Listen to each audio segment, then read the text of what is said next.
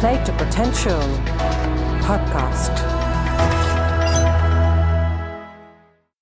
Hello and welcome to the very first conversation at the Play to Potential podcast. I'm Deepak Jayaraman, the creator and curator of the series. In the coming weeks and months, I will be speaking to people from different contexts and have in-depth conversations around leadership, transitions, and careers. This is a nugget from my conversation with the legendary Vijay Amritraj, who is a Padma Shri awardee and has been incredibly successful in his various avatars as a tennis player, as a broadcaster, as a television commentator, as a United Nations Ambassador of Peace, just to name a few. In our conversation, we spoke about a range of topics, including peak performance, recalibrating success, role of coaching in driving performance, moving from an achievement orientation to a service orientation, and much, much more. Vijay, thank you so much for your time. It's great to be with you. I'm looking forward to it. Indeed. I must say there's a belated thank you I want to give you as a person coming from Chennai. I've enjoyed watching the tennis at the Golf Lake Open, which is now the Chennai Open. And I remember Rafael Nadal, before he burst into the action of the international scene, showing up at the courts of Chennai, which was a unique privilege. So a big thank you to you for bringing the sport to Chennai. No, we loved having him. I think he came 3 or 4 years, if memory serves me correctly, and went on to obviously become one of the best players we've ever seen. Indeed. And no conversation with you is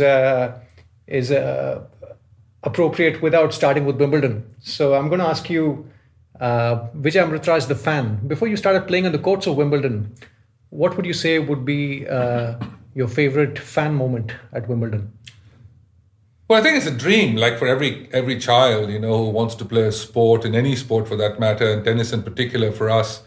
Going there in 1969, my goodness, I was something like 15 years old, and finally making it there to walk through those gates, standing in line for hours to get into the standing room at Wimbledon and just walk through those gates gave me goosebumps. And I knew that at some point I was hoping I'd be able to play in it and certainly do well in it. And to this day, when I walk through those gates at Church Road, they give me the same goosebumps so many years later. But it's one of those things where, when you talk about the pinnacle of a sport, that was certainly it for tennis. Indeed. And for me, my favorite was back in 2000, I think. I caught the 4th round of Pete Sampras playing Carol Kuchera in center court. Okay, well, there you go. We queued up the whole day, and there's these £6 tickets which were recycled. Yes. And the proceeds would go to charity. So just the moment when he won the game and the flashlights going off was divine. Very special. Yeah, it's a moment that people remember. Indeed. When they go there. Indeed.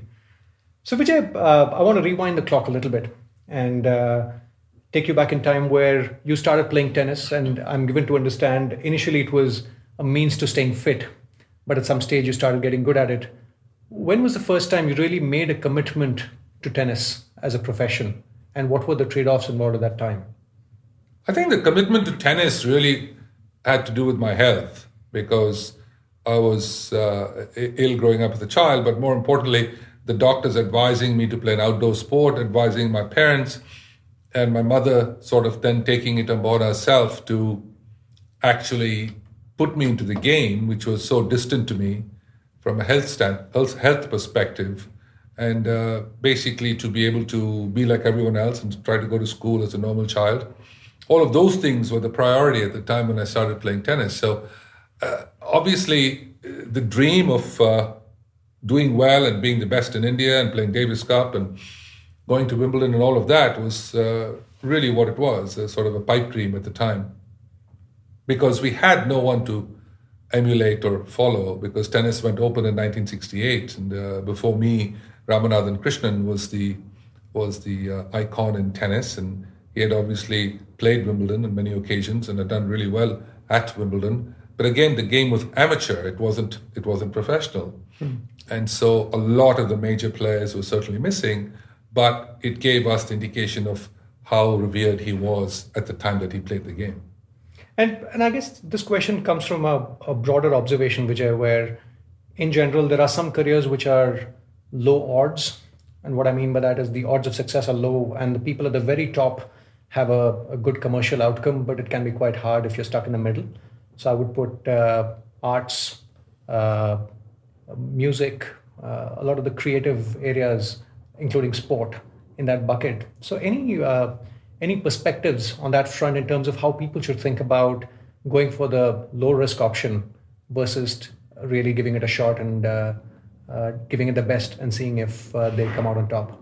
I think, frankly, the low risk option in sport, especially in an individual sport, is lower risk than any other profession you could possibly pick. Mm-hmm. In that, I take that back. I suppose the word is high risk than any other sport, including art and culture and film and music and television and all of that. And especially at the time that we were growing up, because obviously a lot has changed over the last 30, 40 years. But I think when you look back in time, the issue of playing a sport and saying, okay, let's commit ourselves entirely to the sport would have been completely ludicrous. You probably, would have had a much, much, much better chance of taking what little economic prowess you had and going to Las Vegas and betting it all on red. I think that would have been a much better chance of winning, because at least there you have a 50% chance of a win, where the chances of you doing that in what we chose were practically nil. I want to move to the next phase. You were playing intercollegiate when you were in school. When you were 13 and a half, you'd won an intercollegiate tournament. And by the time you were 19, you were in the top 10 in the world. So give us an insight into how you recalibrate what success means when you had that sort of a meteoric rise. How did you really redefine for yourself what the goalpost would be at that stage? I think it's hard to look back and see what you felt at that particular moment. But I think the more important thing is what it teaches you. And that's where the education starts to take priority over success. In that, for me, my entire tennis life has been in education. It's not a question of success and failure, but it's more of an education of teaching me things that I never dreamt I would get or would have gotten from any form of school or education, so on and so forth. Mm-hmm. So I think when you look at it from that angle, I feel that I've been extremely well educated. Not necessarily with a high-powered degree or so on and so forth, but I think that if you look at it from a standpoint of what it has taught me about people, about places, about history, about civilization, about cultures, about so many different things that I never would have dreamt of having an option to be able to go visit or see or be a part of. And then doing it at a level that was probably immeasurable today. That was what I take away from that. And when you look back at that particular match at 13 and a half years, before my 14th birthday actually, and to playing a guy who's 18, 19, 20 years old and coming back from 2 sets to love down at such a young age and so on, I think those kinds of moments stay with you through life because you're reaching so deep into yourself that you didn't think you had. And I think that's where, and I don't mean it in just as a form of, not just in form of inspire anyone, but more importantly, it is an education to yourself. It teaches you about yourself and your character and what you're capable of doing. And, maybe I can do more with myself than just kind of on a scale of 1 to 10. How was my day today? Was it a 5, an 8, or a 12? And why should it be a 12? And can we dig deeper to make it a 12? And so on and so forth. And I think those kinds of things come when you play a match like that. And then it has sort of stood me in good stead all the way through my career. Got it. So on a similar note, Vijay, Tony Robbins, who's coached the likes of Serena Williams, talks about the notion of the astronaut syndrome. He says that often people spend a lot of time dreaming about a certain goal, but they go there and come back and then they say, now what? There's a sense of vacuum. So I'm just curious about, given where you started and the kind of heights you reached, did you have that sort of feeling at some point saying, I never dreamt to come this far. Now I'm here. Now what? Give us a sense of how you took stock of life when you were playing at that very top, when you were the ABC of tennis. Well, for me, the sport was always very much a pathway, more of a journey than reaching any pinnacle of the sport or any of that. I think it was more a question of, in the early stages, it was my health. Then once I had my initial jump to belief in myself at the age of 13, 14 years old, that I could possibly do a lot better. And then, of course, becoming India's number one and Asia's number one, and then eventually making it onto the world stage. All of that came fairly rapidly, but obviously through a lot of hard work and all of it that people put into time and effort into my talents and try to reach the potential that hopefully I reached. But I think the more important thing for me was the fact that, yes, as much as I was trying to be the best that I could possibly be in the sport at the time, every 10-year period was sort of an important aspect for me. And I had to be a particular way in those 10 years, and then the second 10 years, and then the third 10 years of every decade of my life, and get the best out of it from a standpoint of being both the best I could be, plus also educate myself as much as I possibly could from that particular decade. You can't be in your 30s what you were in your 20s, and so on and so forth. So as it taught me a lot, I knew that I was continuously living in an unreal world, but it was also giving me a platform to be able to be better and better as life progressed at a later stage in my life, to be able to use these experiences to be better at that time. It might be in a different profession, it might be in a different walk of life, it might be a different calling, I don't know, but hopefully I would prepare for that through these 20, 22 years on the tennis circuit. It's fascinating. You talk about the notion of keeping the learning engine on, irrespective of where you are, and that sort of being constantly. I think that's the important factor of life. You don't really. You're always, as you talk. Whenever you talk to a doctor, he always tells you he's constantly learning, irrespective of what specific surgery he does, or if he's a general physician, and so on and so forth. You're constantly trying to be better because of whether it's technology is improving the profession or whatever else it might be. You're constantly learning, and every generation starts to pick up more things, and every generation starts to be a little more different. And how to be able to be agile and kind of move with the times, even if you're in your 40s, 50s, or 60s, it doesn't really matter. The question is, how do we adapt to what the world is changing to?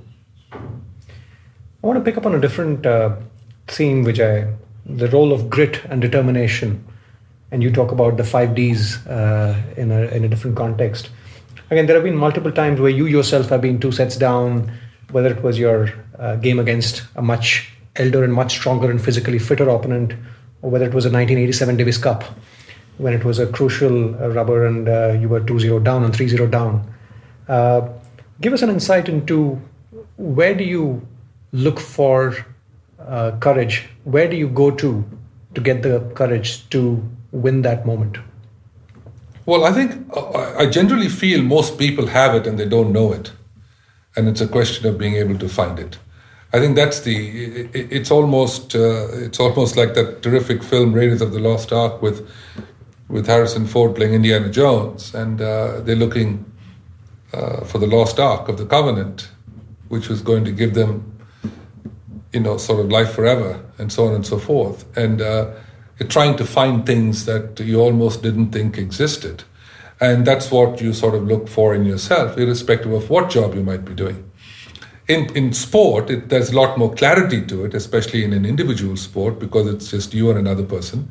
And it's a question of how difficult the times are, how difficult the situation is, whether it's the weather, whether it's the heat, whether it's the humidity, whether it's lack of nutrition that you might not have taken the last 4 days. And all of a sudden you got pushed into the 4th set and you're 2 sets to 1 down, or whatever else it might be. And now the question comes as to, as it did in that 87 Argentina match, where I was severely down and India was down 2-1, and you look back and think, what made you get out of it? And I think at that particular moment in time, where I was at the tail end of my career, semi-retired, so to speak, I was already almost 34 years old, and the guy I was playing was 21, he was ranked in the world's top 10, and he was closing me out very comfortably to shut India out in that first round of the Davis Cup. And after I managed to squeeze out the third set 8-6, and we came into the locker room for 10 minutes of a break, and I was on the training table, and the physio was working on me, and all my team was around me. The manager said, "Listen, you're done. I think you've done extremely well. It's time to go home."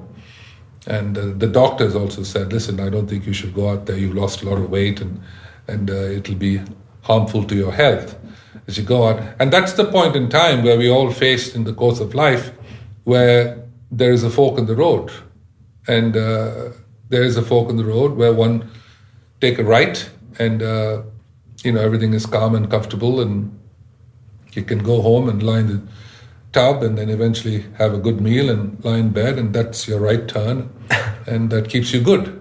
You'll always be remembered as a good player. And then there's that left turn which you take, which is practically impossible to navigate. You can't see through the forest. There are all kinds of obstacles in the way, with challenges that are insurmountable, and you don't have either the energy, the strength, or the ability or the belief to be able to take it forward. And taking that road is, again, a very high-risk proposition. But that's where you're able to test your own self against the quest for greatness. And so very few people are given that opportunity. So as the great Billie Jean King said, every challenge is an opportunity, and pressure is a privilege. And very few people have it in those kinds of situations. But there's such great clarity. This side is safe, this side is not. This side you will remain good, this side you have the potential to be great with a 1% chance. Would you want to take it? So you dive headlong into it, because that's who I was and am. And eventually you pull yourself out of that situation, because adrenaline takes you beyond the realm of reality. And eventually being down 2 match points in the fourth, and then winning 6-2 in the fifth. Wow. By the time we got to the fifth set, the Argentinians were already beaten, and they knew that the momentum had swung. The euphoria of the crowd was overwhelming. I was playing beyond my own capability, and loss was never in anyone's mind except winning that particular match. So, and then we went on, of course, to the Davis Cup final. But I think the more important aspect of that particular match, as it was with the one when I was 13 and a half years old, is what it teaches you about yourself. It's not about winning and losing that match. Yes, I could have lost that match. Yes, we could have been out of the Davis Cup that year, and so on. But I don't think that's the issue. The issue is more the question of, who are you? What did it do for you? And what did it teach you how did it teach you to become a better person?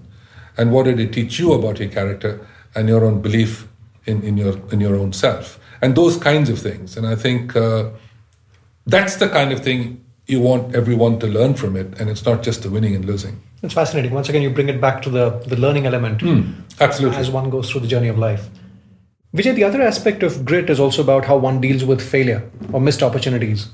Again, going back to the miss smash in 1973, in the quarters, was it? I think it was the quarterfinal game, where clearly if you'd won that game, most people, including yourself, believed that you would have gone on to win the Wimbledon. How do you deal with failure? How did you deal with this in the weeks and months and the years that followed?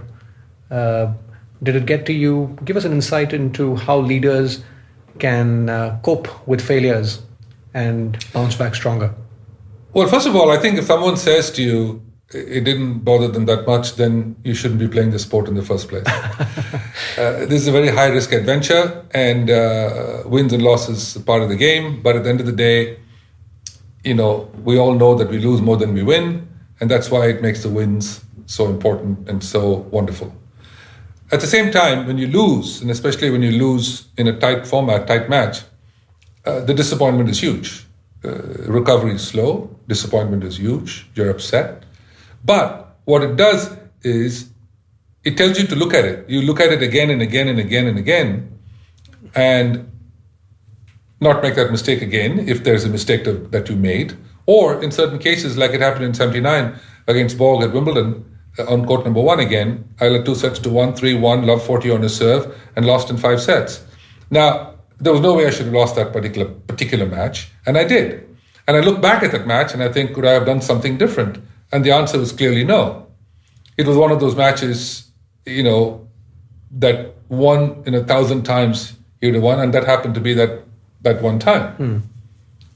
Disappointment again in 81 against Connors at Wimbledon, 2-0 up, 3-2, 15-30. I lost in 5 sets. Now, when we look back at losses and failures, I think you learn a lot more than you do from successes. We're all fairly clear about that, because when you win a match, you don't think about that match. That's done and dusted. So you look at the next round as to who you're playing. You don't think of the guy that you've beaten. Whereas when you lose a match, you only continuously think of that guy that you lost to. And you wonder what I can do to get better to never let that guy beat me again. And it could happen again and again and again, as it happened between me and Ken Rosewall.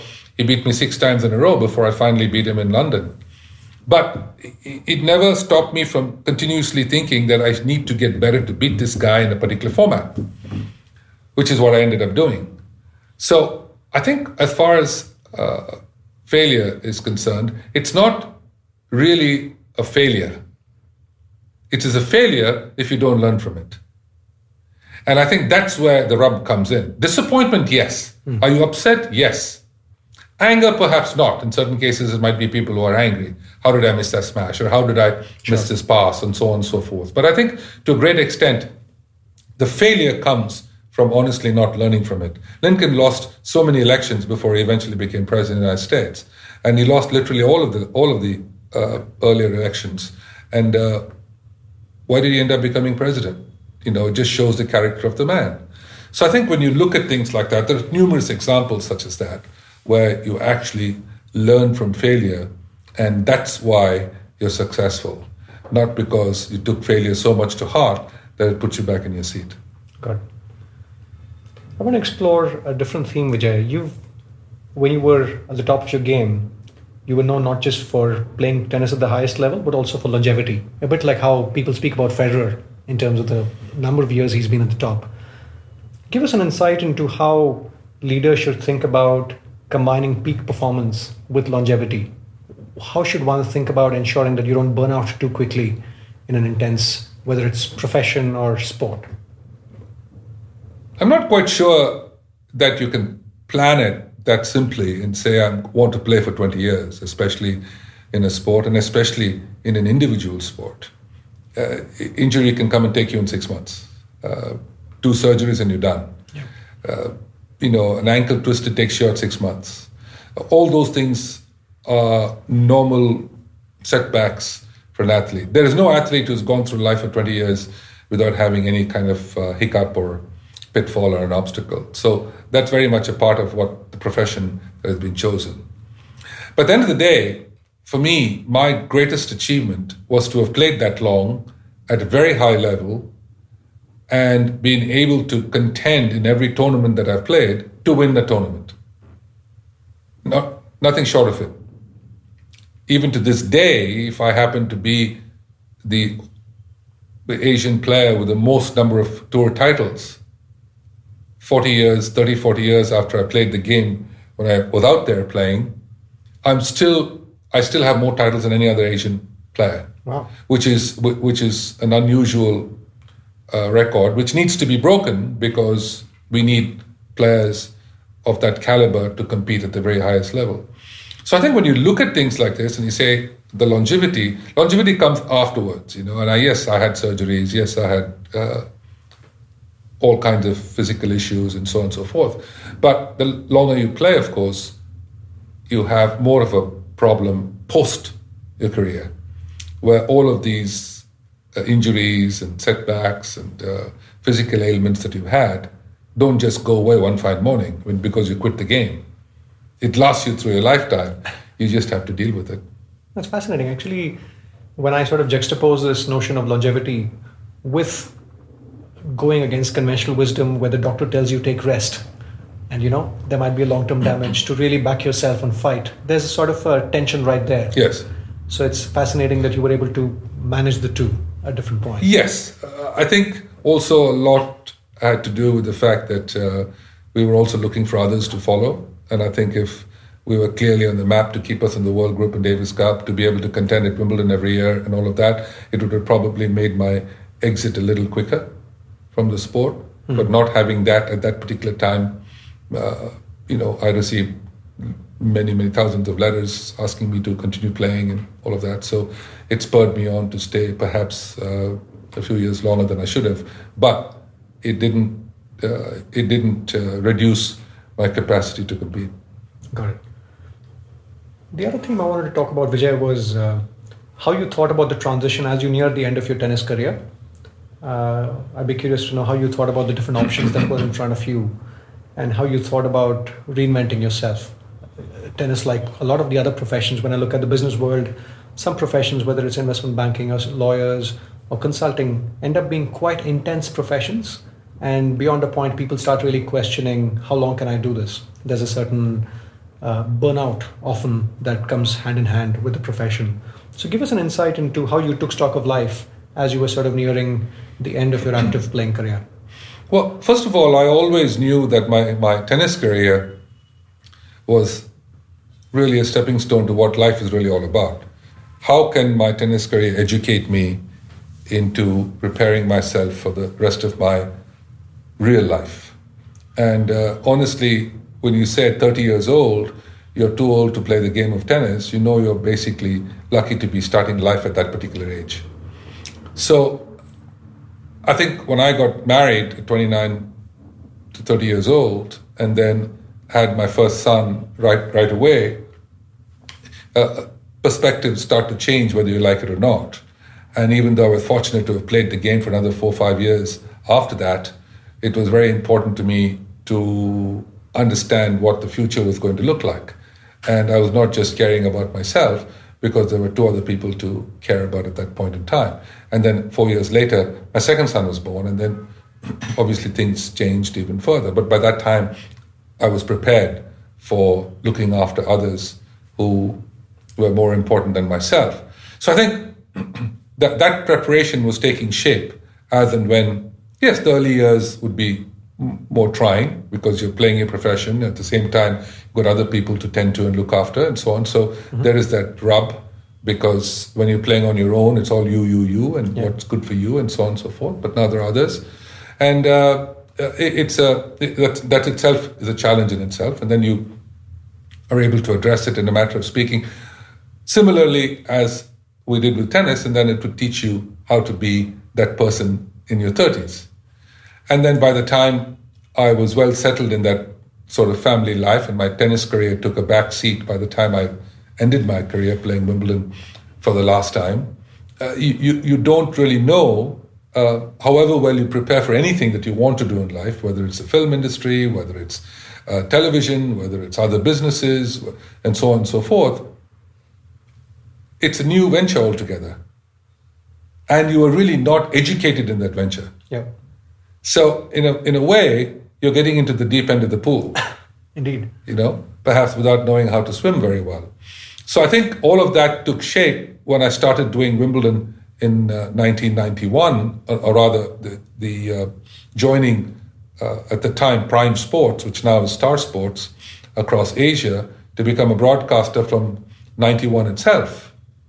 So all of a sudden I was entering a profession I had no knowledge about. Right. And that was another wonderful challenge. But I was blessed with the fact that I had played a sport at the highest level. So for me now, the challenge was not to win at a sport, but win with the audience. To be able to get the audience to see the game through my eyes, and at the same time induce people and encourage them to play for a variety of reasons.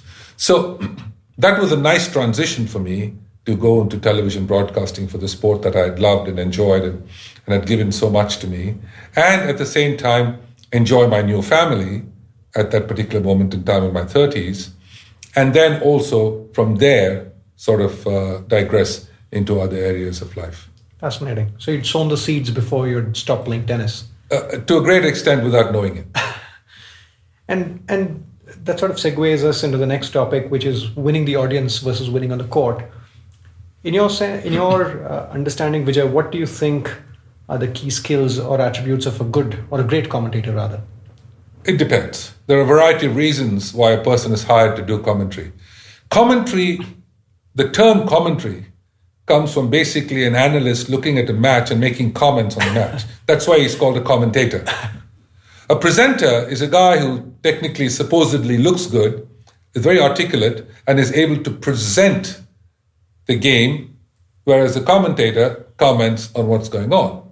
So that's why you have a presenter and supposedly an analyst who commentates on the game. The presenter is the one who brings it in, takes it out, talks about commercial breaks, and talks about the fact that these are the stats and so on and so forth. Oh, by the way, Mr. Analyst, what do you think of this particular match, and why did he lose or why did he win, and so on. So that's the way a team works together in commentary, in presenting a particular sport. But I like to add more value to it in saying, if there are 4 people in a home watching a tennis match, there may be only 2 people who like tennis. Mm-hmm. And maybe the father and daughter like tennis, but the mother and son would rather go out and do something else. Now, my job at that point in time is to make sure I still keep the father and daughter completely engaged in the match. But how do I bring that mother and son into the sport? That's the challenge. And then you work out ways as to how you would do it. That's fascinating. How do you pitch it right, given that there are 2 disparate audiences? Yes. With very different expectations and maybe Correct. different levels of understanding of the game. So how do you find that midpoint which satisfies both segments?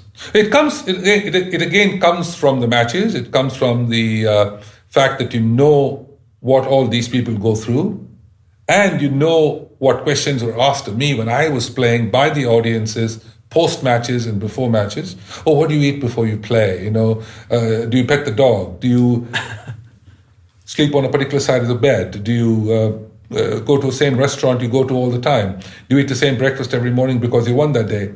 There are things that interest people that might have very little to do with the match itself. Interesting. So there are things that you can use that are interesting to, it's whether Maria Sharapova took her dog to the same restaurant because she was having dinner with some people, and so the dog came and sat next to her at dinner. And what did the dog have? And so on and so forth. But these things kind of tend to fascinate people who might not be interested in the sport, but you can perhaps try to draw them in and then keep them there because it's engaging. Vijay, moving on, I want to talk about Vijay, the interviewer. You've done your share of interviewing successful people in the US and India. Give us an insight into the art of asking good questions. And the reason I ask is we clearly are moving from a world where the premium is shifting from knowing the answers to asking the right questions, and everything else is a Google search away, as they say. So give us an insight into when you conduct these interviews, how do you think about framing the questions which elicit interesting answers? When I started doing television work for Star Sports and commenting on a sport that I knew really well, it was still a challenge because I had not done television before in the so-called commentary or presenting format. But that was a challenge. But the positive aspect of it was the fact that I was dealing with a sport that I knew very well. Of course, I went on to do other sports thereafter. I did golf for many years. I did badminton. I did one of the anchors for the London Olympics and so on and so forth. Mm-hmm. So it taught me more and more and more as I did more of television work. Because obviously there's a lot more aspects to it than just commentating on the match or asking questions, because you've got a producer in your ear, you've got commercials to deal with, you've got segments to finish in a particular time frame and all of that. So there are a lot of other challenges that you work with, especially with live broadcasts, because you're working with the aspects of time. Mm-hmm.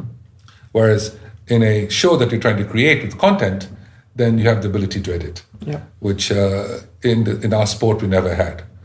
The only thing you had was a second serve. So I think when I look at it that way, it gave me a good insight as to what I really need to learn and how to be able to draw the audience in as well. I think from a standpoint of being an interviewer and talking to a guest on the show, when I was doing television for tennis, I tried to mold myself a little bit more on the Dan Maskell style of commentary, who was well before your time. But there was the great Dan Maskell, who, like Walter Cronkite in News in the US, who were very special when they did commentary. and they came from the aspect of less is more. When you are an interviewer, when you're a host of a show, the entire show is about the guest. It's not about the host, or it's not about the person asking the questions. And for me, whenever I had a guest on a show, it was never going to be a Q&A, and it was never going to be a monologue. It was always meant to be a dialogue. So the important thing is to be able to listen to the guest and be able to take questions and go from there as to what the layman would want to hear, the audience would want to hear. Yes, you have a string of questions in your head that you want to get to, but at the end of the day, it still needs to be a dialogue. So it makes the conversation more interesting, like a Larry King would have done on CNN for many, many years. And that's what made him so popular, because he was your John Doe, he was an everyday man wearing his braces and sitting there with someone across the table, be it John Lennon or be it, a president or a prime minister, and just have a chat with him. And that's what it was meant to be. Similarly with the great Barbara Walters, who used to do shows for ABC. And those kinds of things made it a lot more interesting, as opposed to saying, let me get a quick bite, let me see what the guy's going to say, or peppering him with Q&As constantly. Sure. I was just curious about if there was something to do with the way the questions are framed, which often elicit the next level of insight. Is there any lessons to Absolutely. So is there any insight into how you would frame the questions to get to the next level of insight than just the superficial stuff that often comes out in a lot of content? It's almost like a tennis match. When you end up getting into a rally, you hit a particular shot, so you expect a shot back in a particular spot. And then you're able to deal with the next shot. In billiards, when the guy hits the red ball with his cue ball, he's able to actually position that cue ball for the next shot and prepare. So he's positioned well that this is what he wants. Right. And similarly in Q&A, it's not very different unless you've beaten that particular segment into the ground. Got it. And you're not going to elicit the answer you want, so you leave it alone. Got it. So it's an interesting point to see it as a sequence rather than just a one-off. Yeah, I guess exactly. It's a flow and not a string of dots. And of the various interviews you've done, if I had to say 2 or 3 that stand out for you in terms of the most memorable interviews, would you call out 2 or 3 interviews that have left a mark? Amongst international ones, my conversations with Andre and Steffi Graf together were quite special. We did it from Las Vegas. Unbelievable interview, both of them together, which was very interesting, both for them and for me. And because the interview was so interesting, they kept going for much longer period of time than they probably thought they would get off at. My piece with Donald Trump was very interesting because it opened something for me that I had not heard before. And to me, that was easy for me to then continue with questions, whether it's success and failure, as we're talking about today, and so on and so forth. One of the toughest ones for me to do was in fashion, because I didn't quite know enough about fashion, especially ladies' fashions, where I'm talking to one of the greatest fashion icons of my generation, Cindy Crawford. And I was doing a one-on-one with her for an hour, and that was not easy because I wasn't well versed in ladies' fashion, even though I'd done my homework on it. But to have that, but she made it a lot easier than I anticipated, so it made it simpler. But the others were all fairly simple, also because I knew most of them and they knew me as well. So it was more of a dialogue than a Q&A. But is there anything different in the nature of preparation you would do when you're operating way out of your comfort zone, as in this case when you were talking about fashion?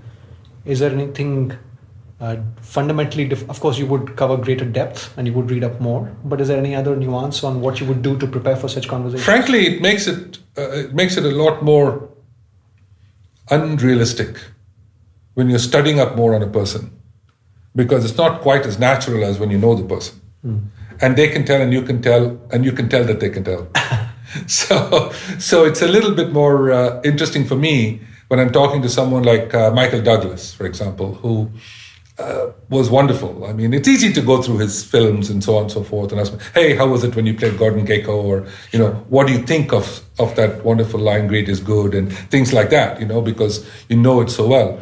But when I talked to Amitabh, for example, Amitabh Bachchan on our Pursuit of Excellence show, it was easy to talk to him because, one, he loves sports and he loves what I had done in sport, and the fact that we knew each other well. We didn't talk about any of his films, and we talked on general terms about him coming out of not getting a job in radio and then being able to do what he has done in film in more ways than one. We didn't really talk about all the characters he's played and so on and so forth, or the upcoming movies, but he talked about life, and he talked about life and cinema and the world, and that was what made it so much more interesting. The same with A.R. Rahman, who's not completely an extrovert in music, but he's a genius with his music, and it was, honestly terrific talking to someone like that, and then bringing out what he really wanted to say.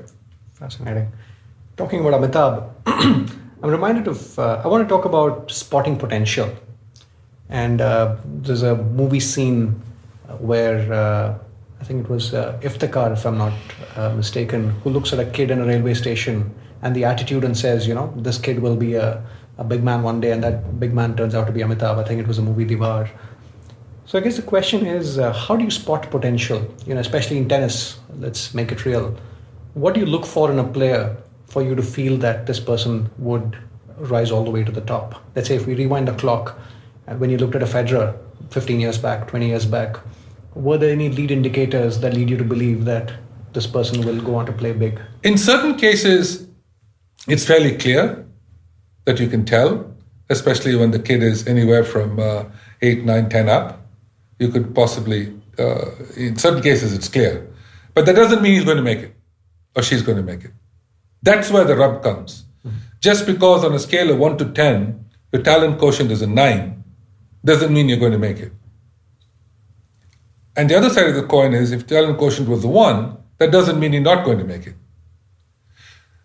The best examples of those are the fact that hard work will overcome lack of talent any day of the week and twice on Sunday. But lack of work is not going to help an extremely talented guy make it to the top in the similar fashion. So hard work is a necessity, whether you like it or not. There's no shortcut to greatness. But at the end of the day, for some people it comes a little easier, and some people it takes longer. With John McEnroe, what he could do in 30 minutes took Ivan Lendl 1 week to do. But they both did it. And they both became two of the greatest players the game has seen over my lifetime. Both world's number 1. So I think it can be overcome. So just because you look at a child and he or she is not able to do A, B, and C, and of course mine was a perfect example as I was growing up, because on a scale of 1 to 10, I was probably a -1. And so you can't say, as all the pundits did at the time, oh, don't waste time, effort, and money on this child because he's not going to be good at anything. But then, you can, overcome most of these obstacles if there is that will and that belief and the people to be able to help you get there. So I think those things are probably the ones to be looking at, as opposed to saying, oh, he or she can or cannot make it. Got it. I want to move on to coaching, Vijay. Again, in the corporate world, clearly in India, we are moving through a phase where leaders are realizing that coaching is not just for moving leaders from being bad leaders to good leaders, but I think coaching is something that can be effective for good leaders to become great leaders. So I'd love to get your perspectives on lessons from the tennis world, if you will.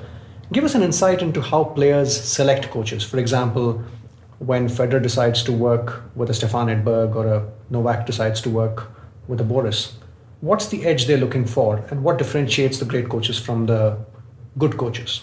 So now you're looking at the 0.001% of people who are looking for coaches. The actual coaching starts in that village where you have to find the right person to be able to teach you.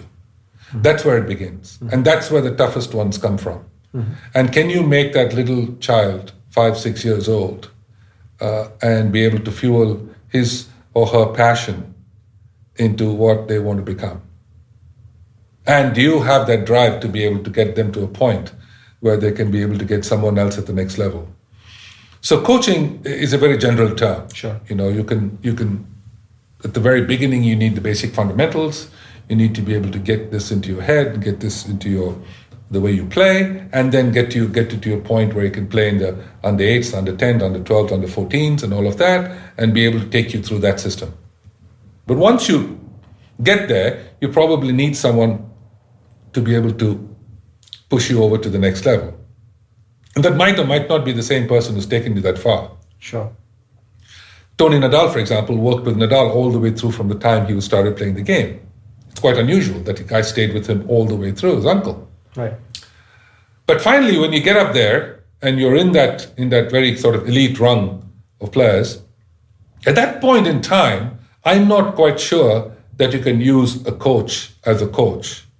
You need someone who's been there, done that, and who knows how to use your strengths at that 4, 5, 30, 40, and what you need to do when you get to that position, because nobody's on the court to be able to tell you. Right. Unlike a lot of the 11-man or 5-man team sports, where you can pull a guy out and put the next man in after 20 minutes, taking nothing away from the team sport. But you have that option to be able to do that. Right. Whereas here, you're out there and you're wondering why you're down 5-2 in the 5th. How am I going to figure out how I'm going to get back from here? Now you have to figure out what your Beckers and the Edbergs and the Lendls and all of them have told you at that particular point in time, even if you're Federer and Djokovic and so on and so forth, because it's easier to tell from the outside than when you're on the court. And then say to yourself, oh, this is what I was supposed to do against this opponent, as opposed to my semi-final opponent. And then be able to draw all on your energies and knowledge to be able to use that piece that your coach has told you 3 weeks back in Monte Carlo before you go to London. Those are the great moments where I can see, when I'm doing television, I can see how these guys are thinking at that point. Got it. And you spoke about, talent not being enough. Clearly, hard work needs to go hand in hand. Similarly, being a good player and being a good coach. Some people make the transition seamlessly. Some people don't do it. Give us an insight into where you see the delta. What are the examples where you've seen good players become good coaches, and what are the examples where people without necessarily a background in tennis being successful as a coach? Okay, so once again, those are all quite general terms in coaching and how you can become a good coach or not. But I think to a great extent, someone who has not played the game but who understands the game will be able to teach someone to play the game. I don't think you can teach someone to win. I don't think you can teach someone to be great. All of those comes from within to a great extent. But when you need to get from a particular level to a higher level, I think you need someone who's actually played the game. And then when you get to the very top of it, you need someone to be able to help you at those moments who you respect and admire because he or she has actually done that.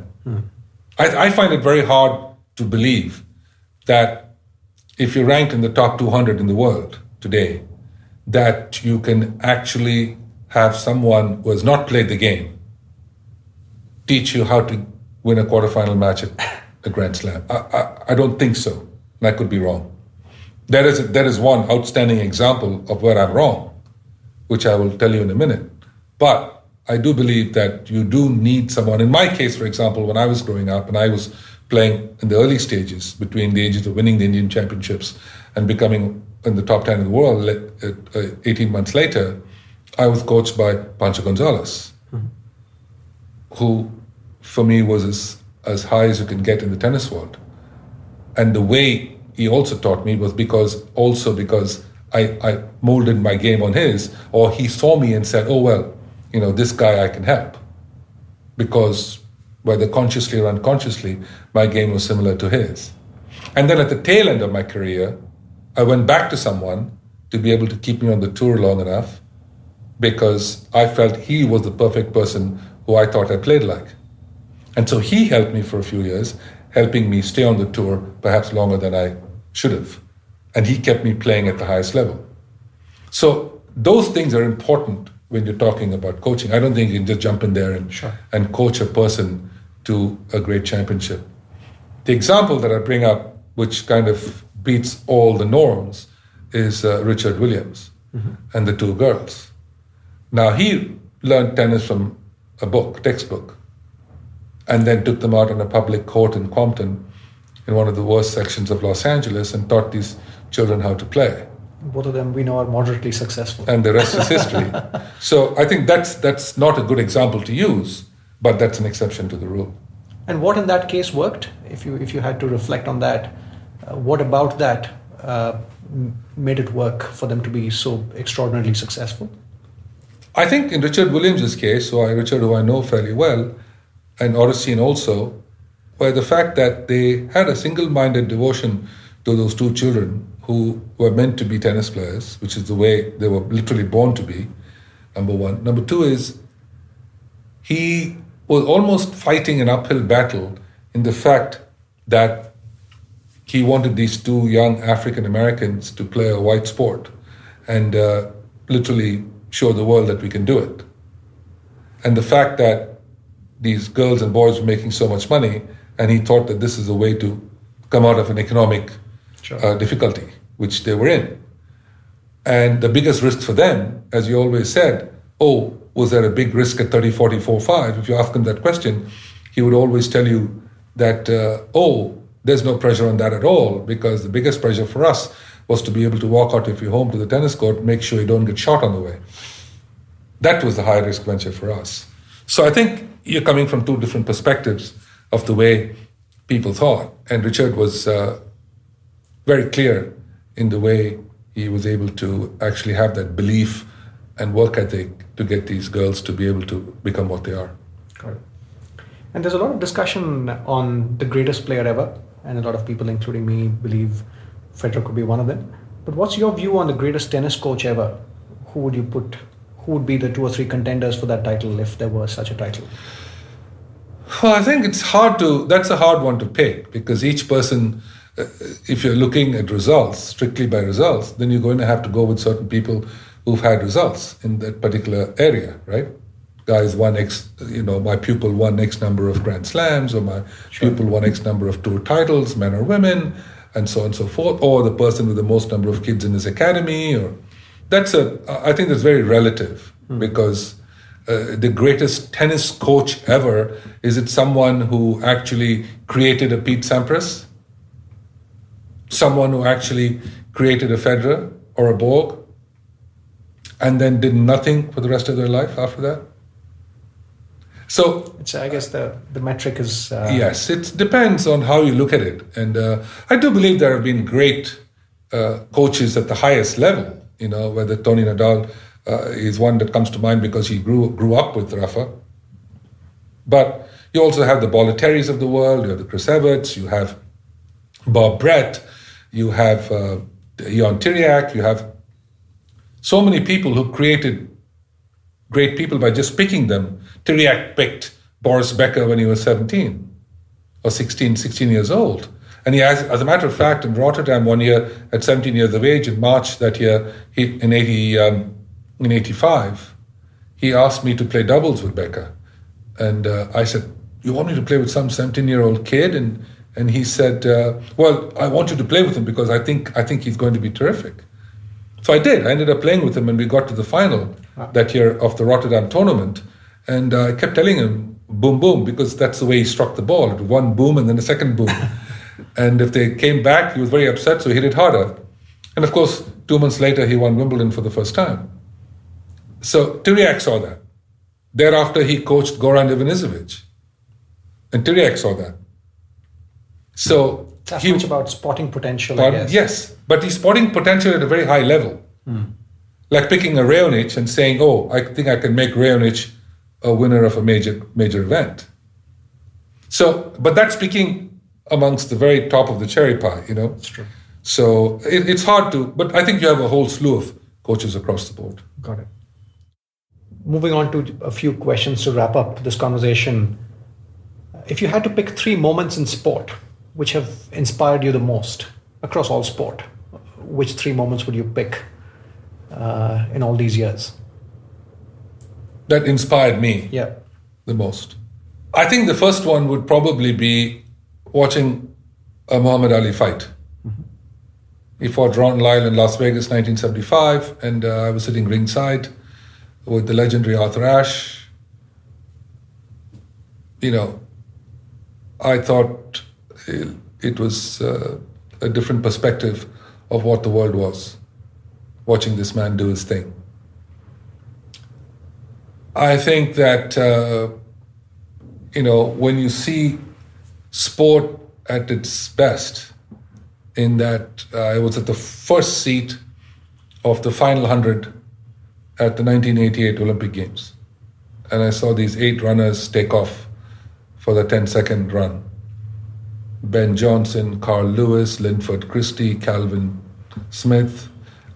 I think four of them were sub-10 on that run. And in a 100,000-seat stadium, you could hear a pin drop. And I was wondering, as I saw these 8 guys take off, couldn't even hear their feet on the ground. They were literally in the air the entire time. And thinking what work would have gone into these guys doing what they were doing. And they gave you goosebumps. And the third was having worked with him as a messenger of peace at the UN to see Muhammad Ali light the cauldron at the 1996 Atlanta Games, and how he fought himself with no help to be able to light that cauldron, and the world stood still as he did it, hoping against hope that nothing would go wrong, and what he had done to be able to change the world to his perspective, having lost 5, 6, 7 good years of his boxing career when he fought against the Vietnam War and going to war in Vietnam. So I think there are those kinds of moments that transcend sport. And those are the ones that actually inspire you the most, not someone actually hitting a 30, 40 point or in any sport for that matter, whether it's F1 or Indianapolis 500 or the great basketball games that we've seen and so on and so forth. I think all of them qualify as great moments in sport, and these things qualify as great moments in history. Yep, that's a great distinction. Vijay, if you went back in time, given the wisdom you've accumulated over all these years, what would you tell your 20-year-old self? What's the word of advice you would give if you could go back in a time machine and talk to Vijay Amritraj when he was 20? What would you say? No, I think, often people have asked me the questions of whether you would have changed things along the way, from what you know now and when you were growing up. And the good thing is that I don't think I would have changed very much or made any drastic changes. I played the hand I was dealt. I was very fortunate to have incredibly hardworking and inspiring people to be able to allow me to do that. But you need to be able to, there are a lot of parables in the Bible that say it, but you need to be able to use your talents accordingly to the best of your ability, irrespective of what you are and what you're doing. Mm-hmm. Male, female, doesn't matter, age groups don't matter. The question is that your entire life is a learning process. And you're never going to be as knowledgeable at 20 as you were at 60. And you're never ever going to be as physically active at 60 as you were at 20. And I don't think you can combine the two. I think the most important thing is to make sure that from the time you leave the early part of your life in your teens to a time when you are looking to either retire or looking to do more things. And I think retirement is a bad word in my vocabulary. I think it's more a question of changing your lifestyle to a certain extent. But at the end of the day, if the entire journey has not been a thorough education of what your talents truly are, then you haven't really lived life. That's a great perspective. The other piece, Vijay, is a lot of people, including myself, I come from a middle class background, go through the initial years with an achievement orientation. And that's true in sports to some level. You want to be the best you can be and the best in the world. And clearly you've clearly you've moved along in the journey to give back to the wider society, whether it's through the UN role where you were the ambassador of peace, or through the Vijay Amritraj Foundation, or the bunch of other things you do. So give us an insight into how this journey took place in your life. Was it an event that triggered it, or was it a organic process that played out over a longer period of time? Oh no, it was still growing up, not being able to do what normal children would do from a physical standpoint because of a health issue, and then having, the kind of dedicated parents that I have had, and every parent does the best they can do for the child. There's no question there. There's no arguments there. Both mother and father, something that a child needs as you're growing up. And some are blessed with that, and some have had hardships without that. And that's the one that you really feel sorry for. But I think through that period in time where the parent is asked to do more than just being a parent, then you start to trigger things in your mind that saying, maybe at some point in my life, if I ever get to a point where I'm able to lend a helping hand to someone else, you wouldn't think twice. There's a great anecdote from my late uncle, my father's brother, older brother, who was a professor and a teacher and so on, and didn't have much by way of money.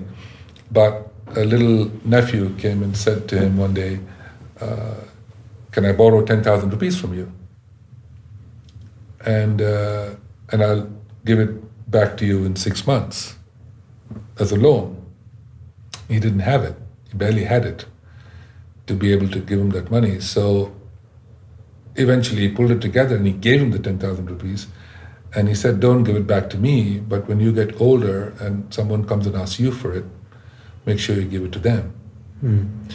Now, that is a very good lesson that I've never ever forgotten. It's always at the back of my mind, where you are blessed with people who are able to do things for you, and the question is, if you ever get into that capability of being able to help others, would you be able to do it? Sure, there are a lot of other outside elements that come into it, time, schedule, events, so on and so forth, and all of that. But taking all of that into consideration, would you be able to say yes? And that was the idea, and I was very fortunate to have served as a messenger of peace for the UN and seen the world the way I never saw it as a tennis player, traveling the world. And I went to places that I never thought I'd been as a tennis player as well. I'd not been. So that was a real eye-opener for me, how well these people, the agencies, UN agencies have worked, the 60-odd agencies on the ground, and what the UNDP does.